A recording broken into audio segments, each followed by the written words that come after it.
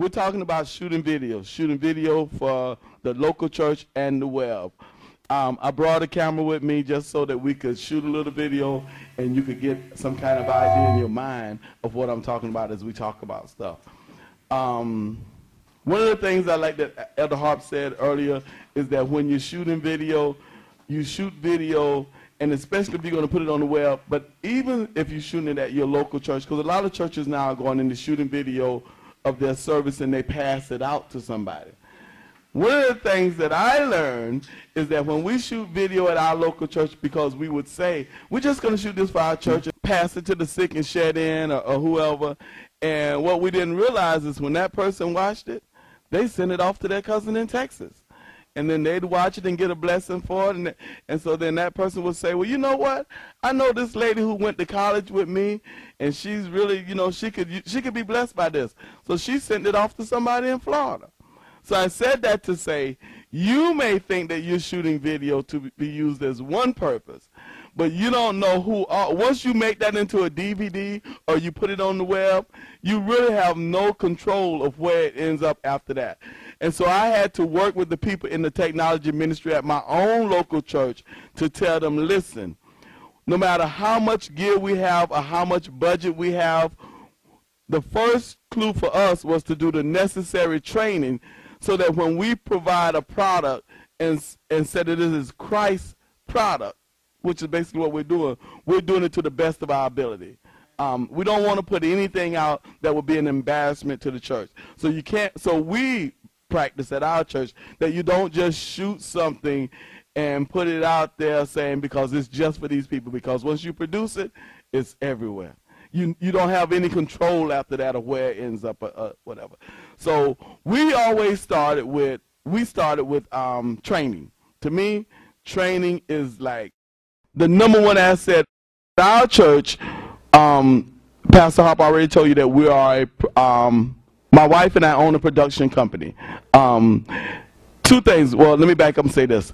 If you get any kind of correspondence from me, if you get an invoice or if I send you an email or whatever, it'll say Hannah Enterprises Production. And below that, down there where my signature is, it says media, it says ministry driven media. Because we are a media company. But our primary goal, and we get a lot of calls to do a lot of stuff. I mean, that's just the honest truth.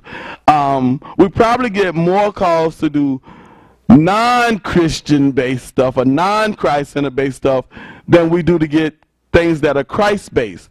But we don't do them. We turn them down. And that's probably why I still drive an old raggedy car. But we believe that we are a for-profit company. However, our number one goal is to increase the kingdom of God. And so if somebody calls me, if P. Diddy called me and said, listen, and this really happened to me, that's why I use his name, and so I don't care about using his name on there. If he didn't call me himself, his people called me. You know how that works. But if P. Diddy people calls me and say, listen, I'm talking to one of your boys out here in California, and he told me you're the man, and so I went and looked at some of your stuff, and so we're going to be doing this project, da-da-da-da-da-da-da. And we got this team of people working. Can you come work with us with this project? And if your stuff is not Christ-centered, we just going to, even though it costs me money, I'm just going to have to say no.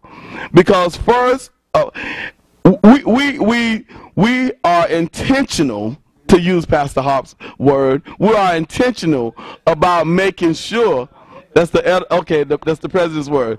We are intentional about making sure that we can pay the bills because we have, like this weekend we're here doing all the production upstairs in the big church. We got 23 people on our payroll.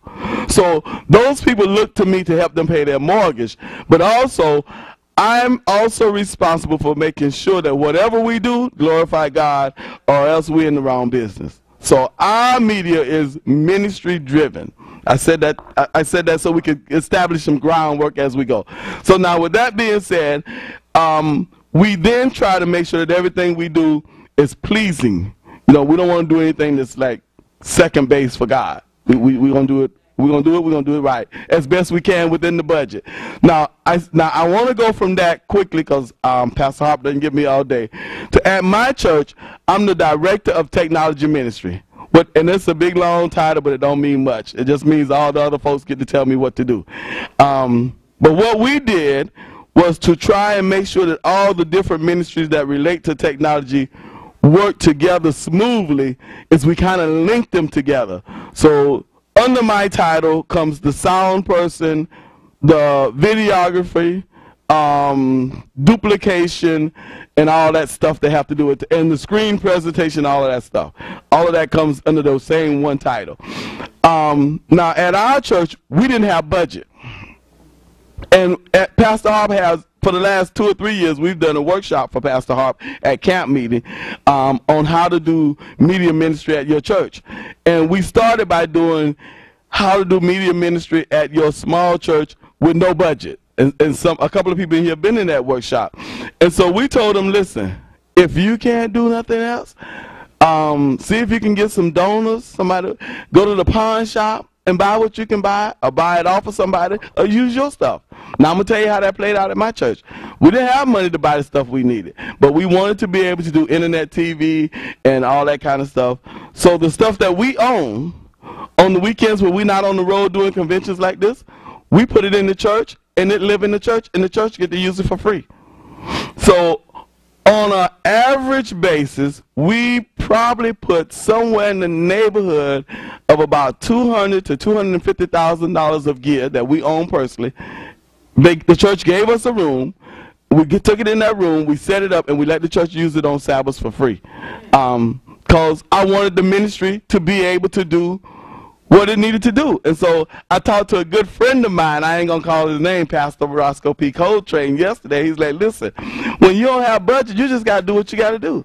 So for me, at my department, I was like, we didn't have the budget, the church can't afford to pay me. Now I have some friends who have companies of mine, and they allow churches to use their gear also, but it's rental. You know, and a rental on something like that would probably be in the neighborhood of about $2,500 per week. Well, my church don't have that kind of budget. We got a fairly decent sized church. Pastor, I'm sorry, Pastor. I've been calling you Roscoe so long. The pastor knows because he used to go to our church. We probably on an average Sabbath have about 500 members in attendance. But for most of you, you know how that works. Just because you have 500 people who come don't mean 500 people supporting the church. And so we just don't have that kind of budget. So we started out not with this big old fancy stuff here. We bought a small, as a matter of fact, the first camera we ever had, I called my mom and I said, Mom, I want to do media stuff like this and shoot video. And she's like, okay, baby, if you want to do that, we'll see what we can do to help you get started. And I was like, but we ain't got no money. So she said, okay, I'll see what I can do. So my mom went to Circuit City and bought me a tripod. No, she went to Walmart. I'm sorry. She first went to Walmart and bought me a tripod, something like that small right there that you can buy for less than $100, probably $40, $50, $60, something like that. And then that same mom who don't know nothing about she did good to turn on the TV. She went to Circuit City. After that same afternoon, I didn't know nothing about this. We had just had a talk that this was my dream to do this. She went to Circuit City and bought me the latest thing. She talked to the guy and she said, my son want to do this stuff. I don't know what it is. Give me the latest camera you got for shooting video. And he showed her something that was like $850. And she bought it and she said, come to my house. I came to her house and she gave me that, so I took that and used it in the church. So then when I wasn't using it in the church, we went out and shot video. Now the truth of the matter is, it's one of those little handy cams about like this, and it got the job done. That's what all we had, but it wasn't pro gear like this. When you're buying video cameras, they have commercial gear. You can buy, I'm sorry, let me back up. You can buy consumer gear, pro-consumer, and then commercial gear. And so that was considered consumer. It's what you go to Walmart or Circuit City, Best Buy and buy. But it worked because it's what I had. And then, so we picked up the pace. So now we're a little bit different. You know, we got a couple of bigger cameras and we can do a little more things, and we added switches and all that stuff over the years, but it took years to make it happen. But I said all that to say is, at our local church, we started with what we had. And basically my wife and I foot the bill for a long time until we could, but we believe that all of this stuff should be for helping the kingdom of God, because the fact is we're trying to get up out of here.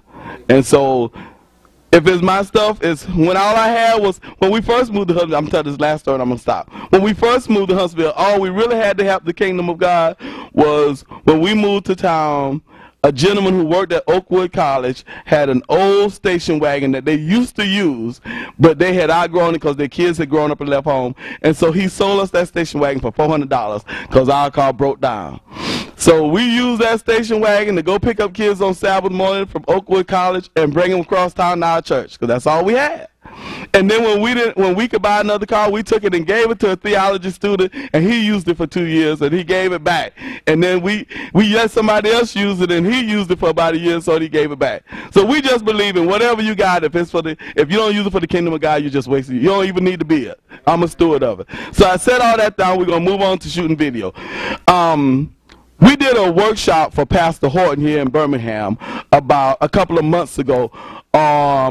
He has a media ministry team here in town they're really good. They're really good guys. And I enjoyed being with them. What he did was call some of the local area churches and got together his team, and they brought us in, and we did a 3-day workshop on how to do media ministry. We covered some video stuff, mostly audio stuff. We met on Friday night for a workshop.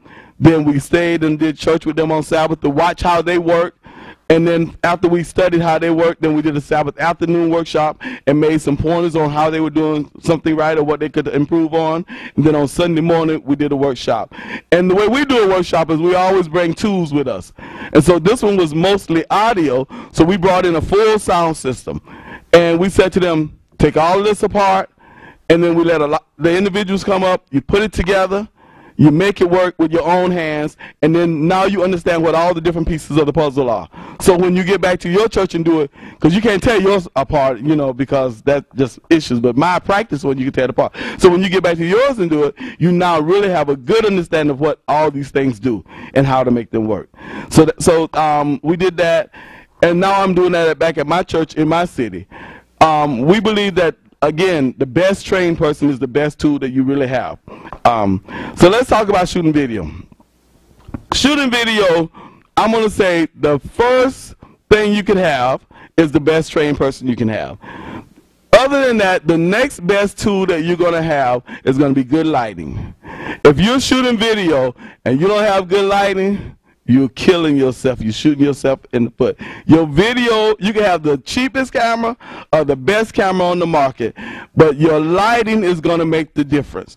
And the lighting need is going to be different depending on the room that you start with.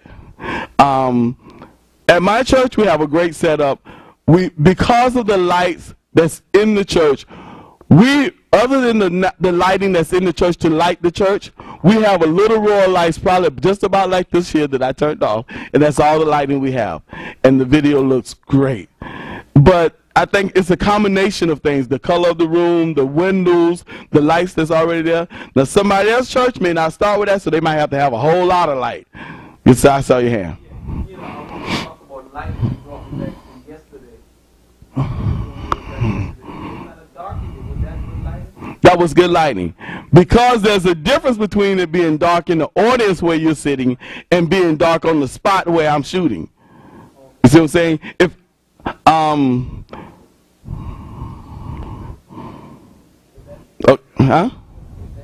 Okay. What? I'm not sure what you're working with. I know you said, okay. See, what happens is, I can work with this. What happens is, in the room where we were yesterday, his question was, he noticed in the room, I'm going to repeat his question because we're recording, and so in order for it to make it onto the recording, they don't hear him because he don't have a mic, so I have to say it. His question was, he noticed that in the room where we were yesterday, it was primarily dark in the big church setting. And that's true for the audience area. But at the podium where the person was standing, we had lights that was aiming on that person. And so he was well lit, just like this scenario here. The room was dark, but this person was well lit. So the camera don't care about what happens all out there, just that I'm shooting this subject here and it's well lit. Yes, ma'am. Well, so then that becomes the subject, so the theory is the same.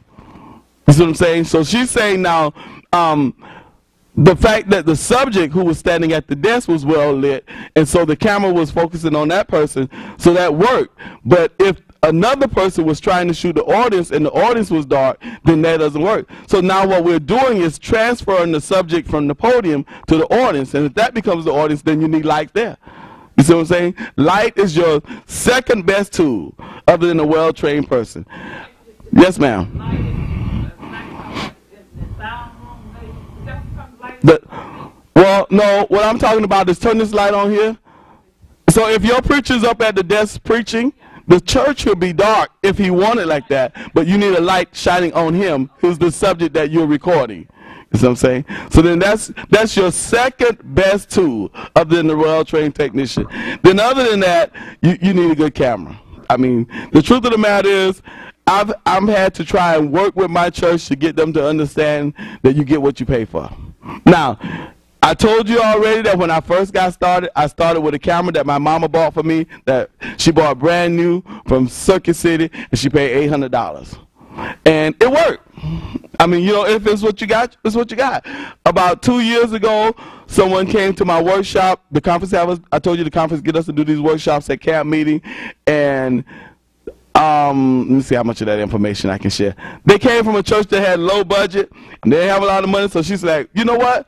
We don't have a lot of money, but my husband said that he would work with me to do this, and we were going to do something, even though we didn't have no money. So I said to them, well, we've seen people go to a pawn shop before. So they went to the pawn shop while they were still in town. We had the workshop in the morning, then we broke for lunch, and we had a workshop in the afternoon. When we broke for lunch, they went to the pawn shop and bought the best that they had. And they came back that afternoon, and we taught them how to use it, and they went back to their church, and they called us back and said, we shooting video. What they did was they started shooting video, and when we showed them how to hook up a cable just like this one, and I have this cable hooked up where it runs straight into this projector so that we can show it on the screen. So I'm going to show you in a few minutes how to do the imaging. So what they did was take that same idea of coming out of the camera and running straight into a DVD recorder. And it came out of that DVD recorder into a little TV so that they could see what was being put on the DVD recorder. And they shot video, and they used that to share it with people. Sick and shed in is where they were really trying to start with. So I said that to say people start with what they can start with. Yes, sir. Some ideas for lighting. Lighting. Like, can you just go to Walmart and buy a couple of lamps to help shine on the stage? Like, what are some things that I'm going to tell you the truth. To be totally honest with you, with that being, other than the well-trained technician, with that being really close to the top of the list, lighting is one of those issues where I would probably call somebody if I didn't have all the knowledge to say, point me in the right direction, because it's going to change from church to church. I could give you a general idea, but the truth of the matter is, a lot has to do with how much natural light you already have coming in the room, which means how many windows, what are the size of the windows, what are the relationships of the windows to the podium. I've been in churches where some people have a window that come along the wall all the way up to almost the podium, and others start almost halfway the room and go back. In the college church, they have very few windows, except for those that are way up at the top. So from church to church, that differs so greatly. I would say you probably ought to bring in somebody to say, listen, what do you think I need? Yeah. And the next part of that is the needs for lighting will change from camera to camera. What you'll need with that camera is going to be different than what I need with this camera. And what I'll need with that $800 camera I started with. And what generally happens with that, not always 100% true, but what generally happens with that is the bigger and more expensive the toy, the more control that you have. It allows me to, I have buttons on here where I can go to it and says, and tell it to give me light if I don't have enough light. You know what I'm saying? So the bigger the toys, the more buttons, so I can do different things. So if I have very low lighting, with this one I have 3 different buttons that I can go to, and it increases in different ways or decreases in different ways. I guess the question was based on if I buy one of those low-end cameras, most churches start with, and then I look through it and it's really dark. Okay, so now, but you have to say I would. Now, again, I'll tell you at my church, where I probably could do a little more if I needed to, this is what we have. And so, I don't know what that costs, but I bet you it didn't cost a lot. But we have one of those, probably about as far back from the pastors, about from here to that door. And they put I got 4 100-watt bulbs in it, and it throws up there, and that's all I need. Now, in the big church over here where we've been all weekend, I probably got, I don't know, I probably got like, probably $200,000 worth of lights up there. You know, but they do all this stuff, moving around and all that kind of stuff.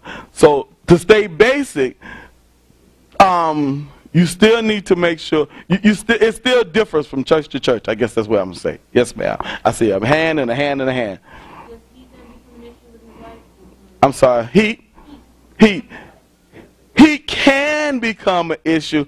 It depends on what kind of light you use. The lighting that we use upstairs, the LED, they give off no light. No heat, I'm sorry. They give off light. Lord, they didn't give light, we would have a problem. They give off no heat at all. Zero heat. Zero.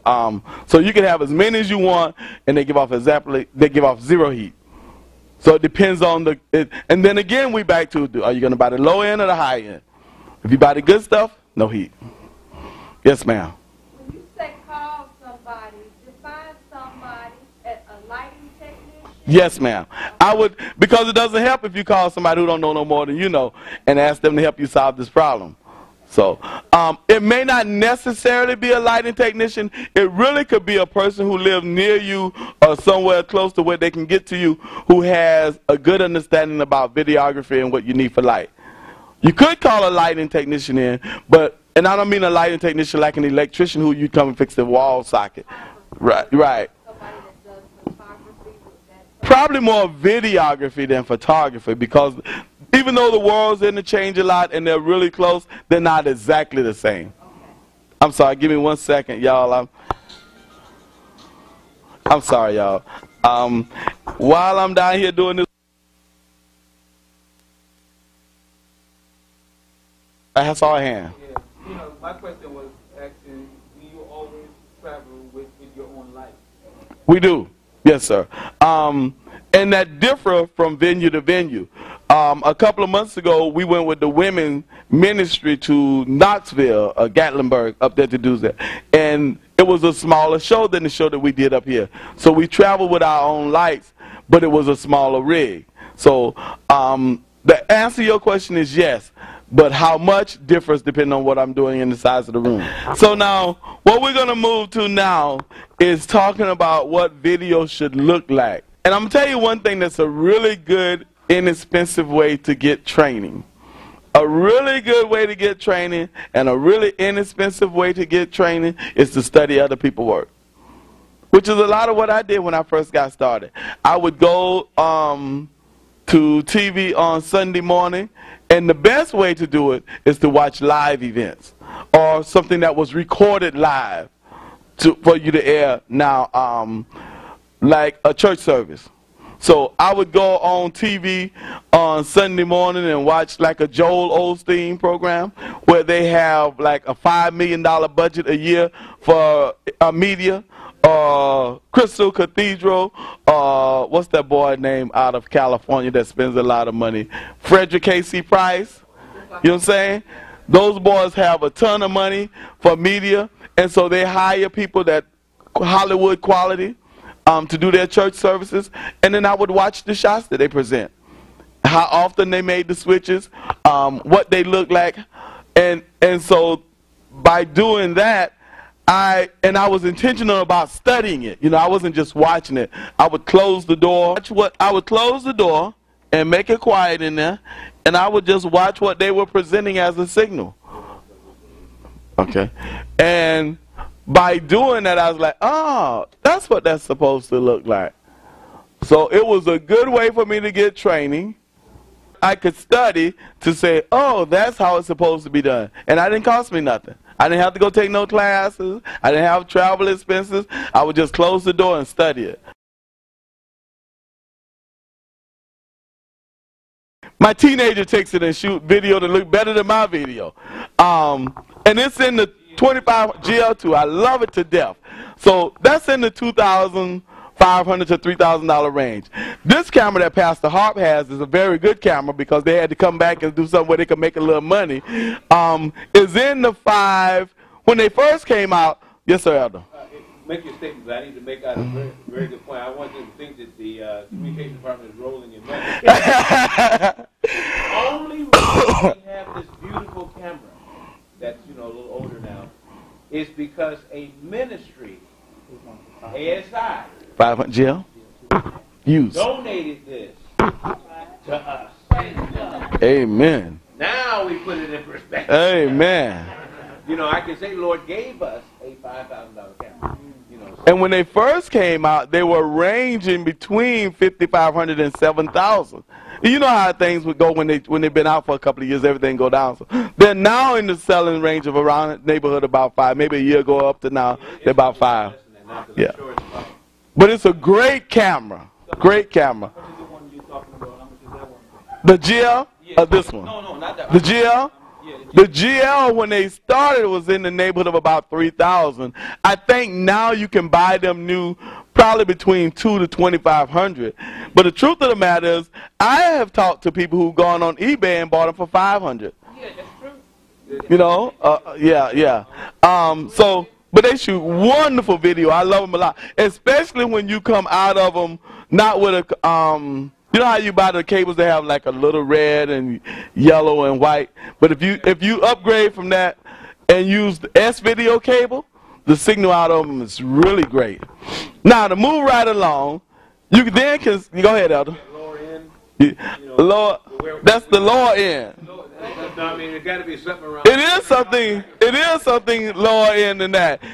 But then what happens is you move from a pro grade camera to a consumer grade camera, and you can get good video off of a consumer grade camera, but you need to understand it's not going to be equal. And here's one of the reasons why it's not going to be equal. She could probably use this camera and shoot some really good video of this gentleman preaching the best sermon of his life from right here. But if she had to take this camera upstairs where we were shooting video last night, and you see where my people were way back in the room on these risers, she never would get it done. So as she backed up away from the subject and has less light, number one, she's going to have less things to work with.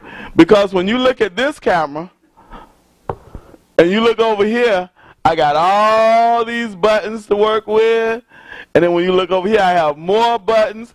And then when I open up some of those buttons and go in here, it comes with a menu. So I got like 100 more things to choose from. So it has tools that I can use to help fix things that ain't perfect. You know what I'm saying? If the lighting is not just right, I can go fix it. If the image is a different color than I need to be, I can go fix it. So the more tools, the better my chance of getting a good job done. Yes, ma'am. So then again, we go back to where we kind of started is you got to have the right tool to do the right job. Okay. And then you got to have a person who's well trained to do that job. Yes, sir. I was going to say, isn't sound also a big problem with the smaller ones? Because can you talk a little bit about the differences between being able to get... Okay, we'll cover audio. The truth of the matter is, one of the reasons, I really don't want to say it just like that the sound is a little bit worse with the small cameras, because one of the issues with, and it's true that you do hear the sound a lot of times, and it sounds worse than what the sound would be if you use the bigger camera. But there's two issues. And that's an easy fix. That's why I'm not that you're wrong, but it's an easy fix. One of the things we do is when we shoot video for the purpose of airing it again, is you're supposed to do something called isolate the audio. And what isolate the audio mean is that you use a microphone, whether it's a headset like that or a mic on a stick, and bring in audio separate than the microphone that's on the camera into your recording device. So if I had a DVD recorder here and I was recording into that DVD recorder, then I would take a microphone and bring the microphone in to the recorder and then bring a video in to the recorder. I wouldn't use the microphone that's on the camera, because when I use the microphone that's on the camera, you catch all this airy noise going on around here. So by doing what we call isolate the audio, I have a sound that's more direct. It's tighter. So then when you come back and listen to it, then you have a better sound. So I could do the same thing with that, I believe, because it should have on it a jack that says microphone. No? Okay, maybe not. A lot of the little ones do have a place where you can plug in a microphone, and it has a little small cable, and you can plug in the external mic, kind of like what you would plug into your computer. And then that would accomplish the same goal. And that's why I wanted to mention it, so they can look for that. Because if it doesn't have that, then you're in trouble. Yeah, well, not necessarily, because you don't really have to bring the audio into the camera. You could bring the audio, if you were recording through the camera for the purpose of doing video from the camera only, you could bring the audio directly into your recording device. Like when we record upstairs, we record and save two places at the same time. We have a DVD recorder, which is pretty much like the DVD player you have at home, but it just records.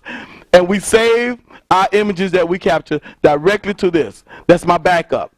Then we capture into a computer, and we save that onto an external hard drive. You see what I'm saying? So the external, one of the reasons, Pastor Hart is a hard taskmaster, I'm going to tell you right now.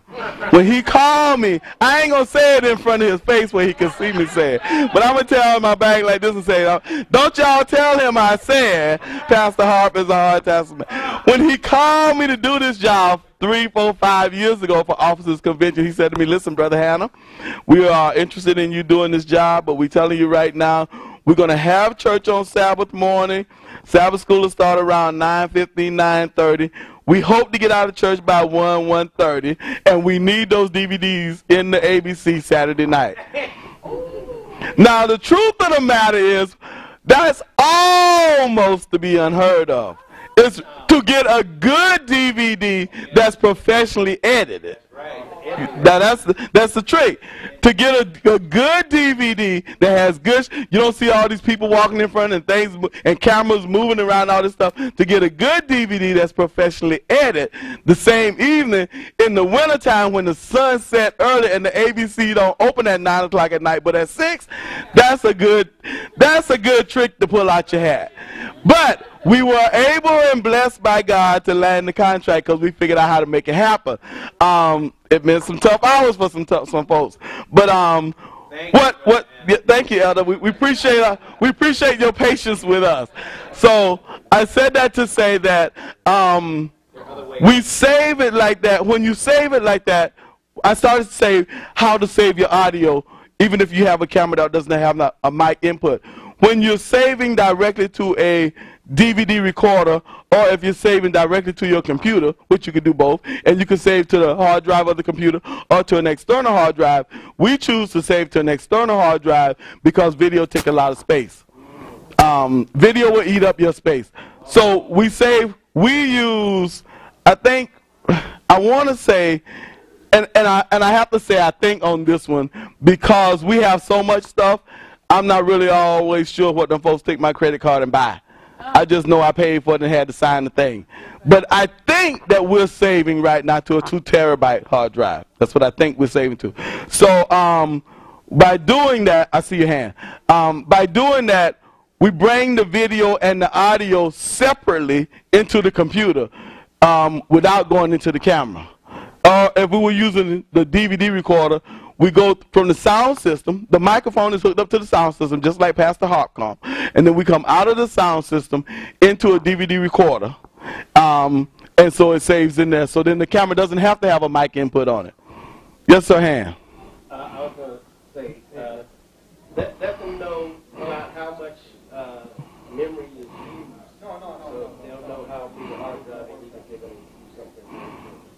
The truth of the matter is, that's a good point, but it's a little bit tricky because at some churches you may have a church where you start recording at, well, let me do it like this. some churches record their whole 11 o'clock hour. They come in and they'll record. When they get up to do the call to worship, they start recording. And when they sit down with the benediction, they end. Now, we don't do that. And the reason why we don't do that is because, for the most part, when people get a copy of that DVD, they don't want to see all that stuff. When you sell that or give it away, whatever it is, it's exciting to you while you're sitting in the audience witnessing it live. But when folks back at home, primarily they want the singing and the sermon. That's what they want. Yes, sir? You are exactly right, because what they don't want to do is put the DVD in and then hit fast forward. That's right. That's true. So after that, they're going to fast forward again. to the next thing, yeah. So primarily over the years, we've learned that now people do it different ways. And when we do this workshop, what works for you back at your home church is what works for you. But what we are recommending now is, if you're going to buy an external hard, we recommend that you buy an external hard drive and not save it to the hard drive of your computer. But what we recommend is that if you're going to buy an external hard drive, that you just go on and buy at least a terabyte. And you can buy terabytes now they're very inexpensive. I want to say my teenage daughter bought one about a month ago. I want to say she paid about, and knowing her, since she had daddy credit cards, she probably didn't shop around to get the best price she could have got. But I want to say she probably paid around about $120 or $115 or something like that for 1 terabyte, which will hold a lot of video. I just saw one for 90? See? See? Well, a friend of mine was asking me, was a good one at Target, but 120, okay. See? So those are good prices. So only $100, you can save a lot of video on a terabyte. That's a lot of space. So let's move along, because I'm gonna run out of time. Matter of fact, I need to look at my time to know where I'm at. So yeah, I'm already out of time. So I said all that to say, so let's talk about some images. I think we talked about the fact that you have to, in order to have a good DVD, you have to isolate the audio. And the simple way to do that is to bring the audio in separate than the video camera microphone. If it's the pastor's preaching into a microphone, it's going to go to a sound system. And on the sound system, there's going to be a way to come out of that and go into a DVD recorder or into a computer. That's called isolating the audio. Okay? So now let's talk about some images, because we're going to get out of here. So where's my volunteer? One of the things we want to talk about, if you're shooting video, don't make your video look like that. Don't make your video. Now, there's a trick to that. For the most part, what I had to get my people to understand is that when you're the person standing behind the camera shooting video, you don't have time to talk on your phone. It's not a time for you to text. Your buddy can't stand beside you and talk about what y'all gonna go skating Saturday night and all that stuff. And even in my technology room where the people work, we have a rule. If this not just, because we have teams of people. Some work the first Sabbath, some work the second Sabbath, we got a 500 people church, you can do that kind of stuff. In the ideal church, if you only got 50 people, it's probably the same people all the time. But if you're not working on the first Sabbath and this is the first Sabbath, if you work the third Sabbath, on the first Sabbath, you can't be in the room. Because extra people in the room distracted. You know what I'm saying? I can't concentrate on doing the sound if you're in the room talking to your boyfriend in the corner. Even though you may not be talking, if you're talking to me, that's really bad. But let's say you're not talking to me. Let's say you're talking to your cousin about what y'all going to do at the movies tonight. I can hear you. And so if I can hear you, you're competing with my ability to hear the preacher, which is my job, so that I can do what he needs. Because at some point, when he get halfway his sermon and he start losing his voice, I need to help him. If his low end start going out, I need to give him some low end. If it's, you know what I'm saying? I need to be able to hear what he's saying and the quality of it so I can go and make the change to help him to make it through to the end, because that's my job for the day. And so if you're competing for that space in my ear, then you're a distraction. So if you're not working, the rule is you're not in the room. Same thing happens with the camera people. If you're not the person working the camera, you can't stand there by them. So then, and the next thing is when the person's standing there, they can't be texting, they can't be talking on the phone, they can't be picking their fingernails. All you can do is look in this viewfinder. Let me see if they packed the big one. So we have for these cameras another viewfinder that sit up here. That's a big square TV looking thing that sit up here. So all you can need to do is look in here or look in here, so that Because what you see is what I see. And if it look like this, I can't do nothing with that at the end of the day. So, it also should not look like that. You know what I'm saying? Now, this thing may sound simple. I mean, it sounds like, who would do that? But people do it. I'm telling you, I have gotten video from churches, and it look just like that.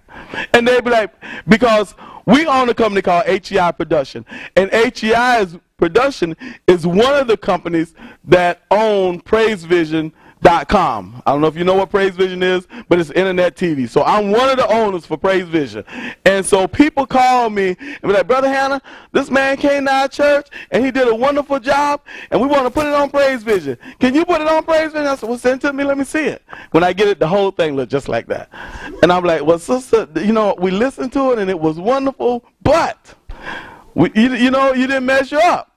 And so you can't do that. So let me start here by saying, when we look at TV and we divide the screen into thirds. There's a lower third, a middle third, and an upper third. Generally what happens is when we have to put names or scroll some kind of message or something like that, or a title or whatever it is, you usually see that in the lower third. And matter of fact, we kind of call it lower thirds. That's like an acceptable term in the industry. Whatever it is you got to put up for writing, most of the time it happens in the lower third.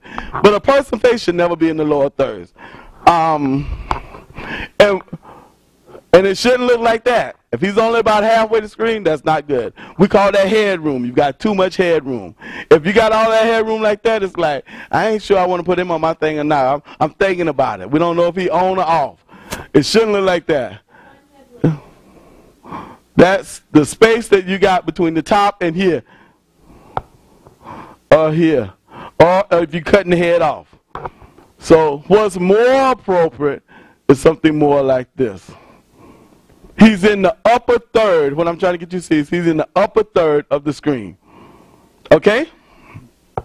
Now, what is also important, sir, if I can get you to turn sideways, either side, one way or the other. What is also important is if we're shooting from a side view, it should not look like that. He should not be in the center of your screen. Just like we talked about the space between the top of his head and the top of the screen, there's space between him on the back and the front. What should be, because when he's like this, it's like, I want to know, well, let me do it, let me make it better. It should not be like that. It's like, he's looking at something over here, but I can't figure out what's going on. So all this space back, what's really happening is this is equal to this. They're just as wrong. So what really happens is you should put his back to the back. So if there's space, it should be in front of him. You see what I'm saying? So let's turn the other way. So now, the other way around. Just like that, yes. So the same thing applies on that side. It should not be like that. This is wrong. This is wrong. This is wrong. His back should be to the back. If you learn lighting, lower thirds, middle thirds, to keep him up here like this, and don't put him in the middle of the screen like that, or like that, if you learn those few little tricks, you pretty much almost, you more than halfway home. You really got it licked. The only thing I would say to you like that, other than that, is when he walks, keep with him. Stay with him. Don't ever let it be like this. You be like, I get videos look like this, I'm telling you. They'll have the man, and the man will be preaching, and for a long time he stood in one place, and he was reading at the desk and reading his notes, and he just stood there. So the camera person got lazy and thought, you know, their mind started drifting off over here about what they're going to buy for Christmas and what they got for Easter and all that kind of stuff, and they're not paying attention because the man's standing at the desk and just doing his thing. Then after a while, the brother took off and go walking away, and it looked like that. And finally, when they finally realize they did something, they do this thing like this right here. Then they do this thing like this right here. And then, oh, there he is in the middle. That's bad business. If you're working, I see your hand. I'm going to tell you what I tell my people. You have a responsibility to God. If you feel, in the first place, I believe you should not work in technology ministry at your church unless you feel God has called you to do this. Because technology ministry is a very critical part of what happens at your church.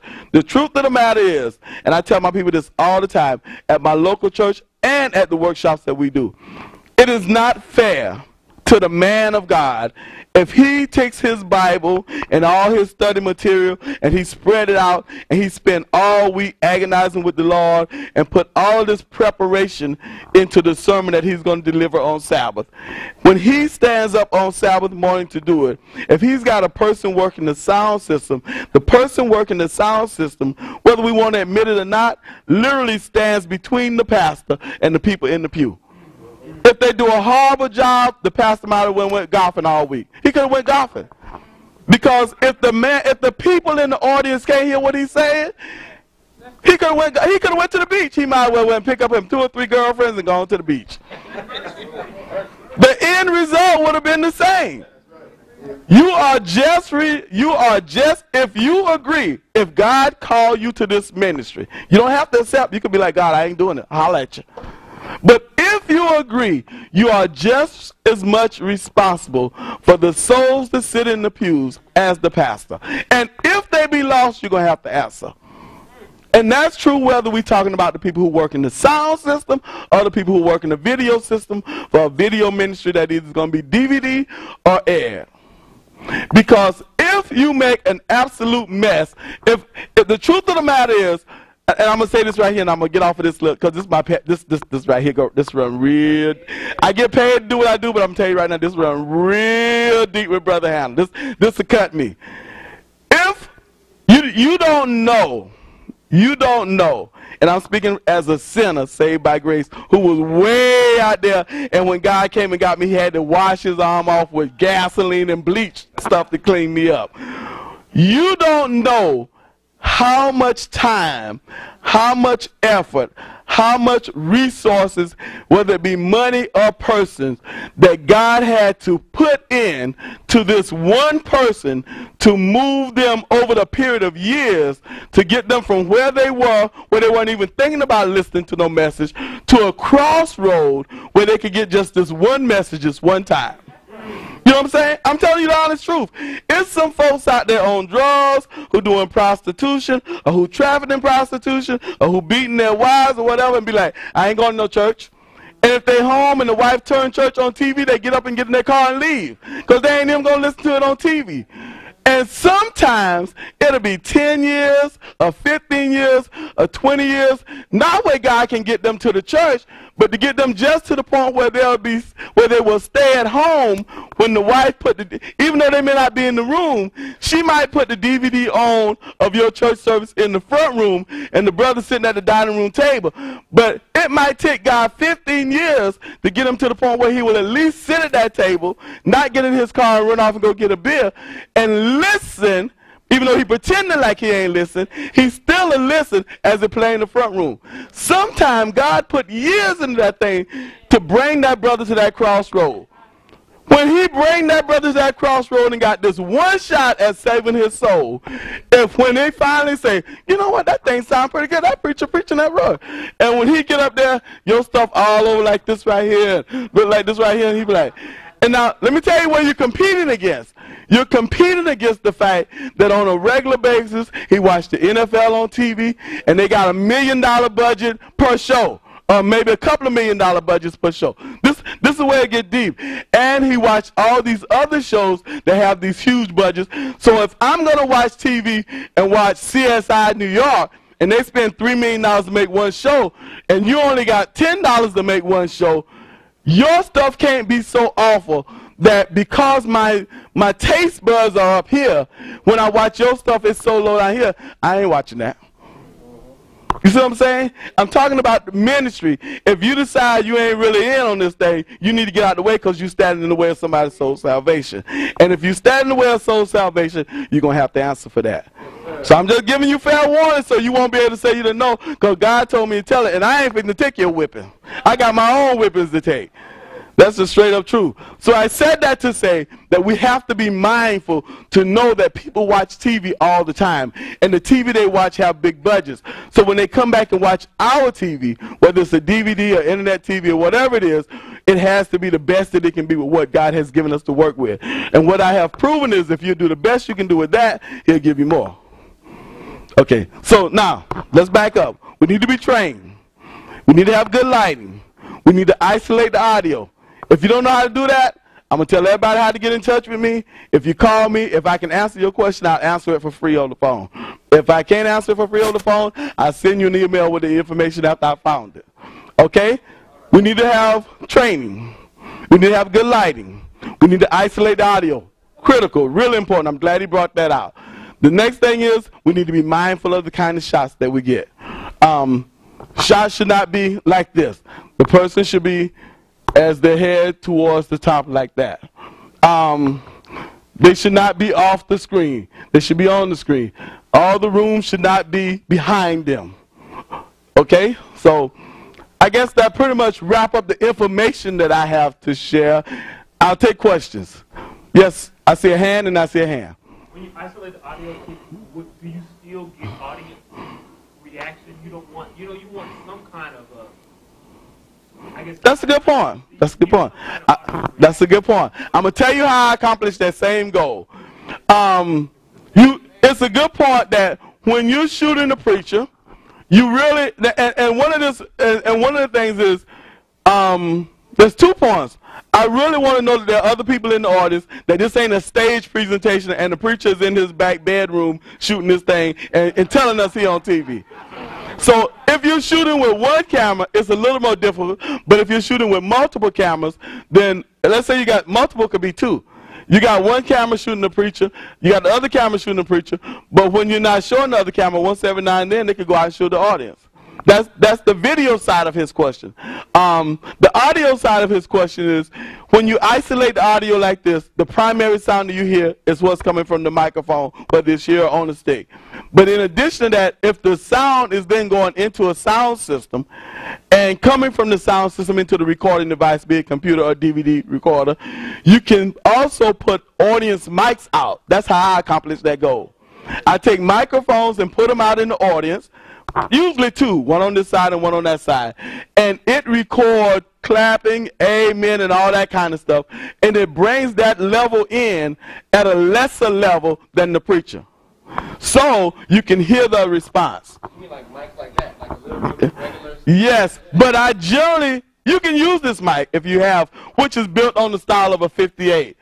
A SM58 by Shure. You can use that, or you can use a mic that's more built like a choir mic because it's designed to grab more and bring it in. But either one would work. The difference is, if you use this microphone here, this microphone is designed for you to stand to. It has what we call a sweet spot, which is right here. So it's literally designed for you to stand to it and talk like this, or singing it right here, just like I'm kissing it like this. If you use what we refer to as a choir mic, which I can get all technical about that with that, it's designed where it can be back away from you like this, and I can have 30 people and they catch all these people. So that style of microphone would be better for that. But you use what you got. Yes, sir. Price. On that, because we don't know about those kind of mics. Like, what is that? Price. Now, again, that's one of those questions that's just really loaded, because everybody knows you can go to Radio Shack and buy a mic for $79. And then again, you could go to an audio store and buy a mic that's $1,500. So I would say you fall somewhere in the middle of the road and you can get a good microphone, even for those kind of, well, no, not that kind of microphone. But I would say you get a good microphone in the neighborhood-ish of probably $400 or $500. A good mic, yeah. And then you could be anywhere above or beyond that your budget could stand. Yes, ma'am. I'm hearing you saying that you want to record the audio of the clapping, amen, whatever. But how do you distinguish off the talking? Y'all going real deep on me to say I ain't got but 3 minutes left.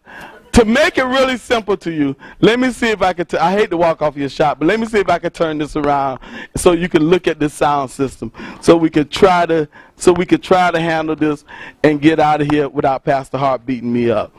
Let's see what you have, your high, mid, low.